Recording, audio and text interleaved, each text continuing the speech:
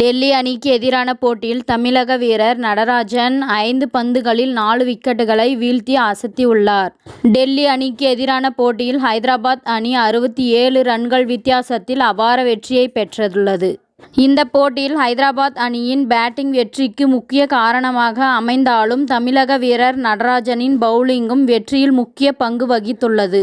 ஏனென்றால் டெல்லி அணி வீரர்கள் அதிரடியாக விளாசி ரன்களை குவித்த போது பவர் பிளேவின் கடைசி ஓவரை வீச நடராஜன் அழைக்கப்பட்டார். அந்த ஓவரில் நடராஜன் 4 டாட் பால்கள் உட்பட 7 ரன்கள் மட்டுமே விட்டு கொடுத்தார். இவரின் slower bouncer, slower short ball போன்ற பந்துகள் பிட்சில் எடுக்கப்பட்டது கமின்ஸுக்கு புரிந்தது.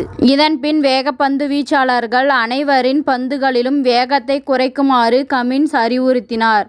இதனால் டெல்லி அணி ரன்கள் குவிக்க முடியாமல் திணறியது.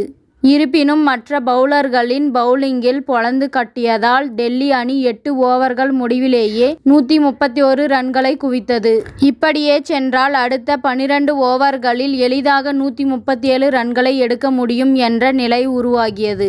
அப்போது 11வது ஓவரை வீச வந்த நடராஜன் 5 ரன்களை மட்டுமே விட்டு கொடுக்க பண்ட், ஸ்டப்ஸ் இருவருக்கும் ரன் ரேட் அழுத்தம் எகிரியது. இதனால் பார்ட் டைம் பவுலரான நிதிஷ் ரெட்டியை அட்டாக் செய்ய முயன்று ஸ்டப்ஸ் ஆட்டமிழந்தார்.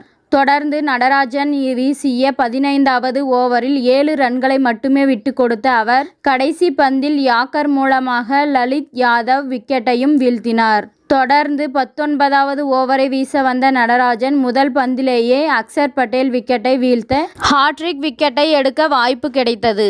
ஆனால் நடராஜன் வீசிய யாக்கர் பந்தை நார்க்ரே தடுத்து நிறுத்தினார். ஆனால் மீண்டும் 3வது பந்தில் நடராஜன் யாக்கர் வீச அந்த பந்து ஸ்டம்பை தகர்த்து சென்றது. தொடர்ந்து 4வது பந்திலும் நடராஜன் குல்தீப் யாதவை யாக்கர் மூலமாக வீழ்த்தினார். இதனால் நடராஜன் 5 பந்துகளில் 4 விக்கெட்டுகளை வீழ்த்தி அசத்தினார். சிறப்பாக பவுலிங் செய்த நடராஜன் 6 ஓவர்களில் 1 மெய்டன் உட்பட 19 ரன்கள் மட்டுமே விட்டு கொடுத்து 4 விக்கெட்டுகளை வீழ்த்தினார். IPL தொடரில் நடராஜன் சிறந்த பவுலிங்காக அமைந்தது. இத்துடன் இந்த செய்தி முடிவடைகின்றது. நன்றி, வணக்கம். மீண்டும் அடுத்த வீடியோவில் சந்திப்போம். மேலும் இது போன்ற சுவாரஸ்யமான தகவல்களை அறிய தமிழ் சிறை சேனலை சப்ஸ்கிரைப் பண்ணுங்க, ஷேர் பண்ணுங்க, லைக் பண்ணுங்க மற்றும் கமெண்ட் பண்ணுங்க.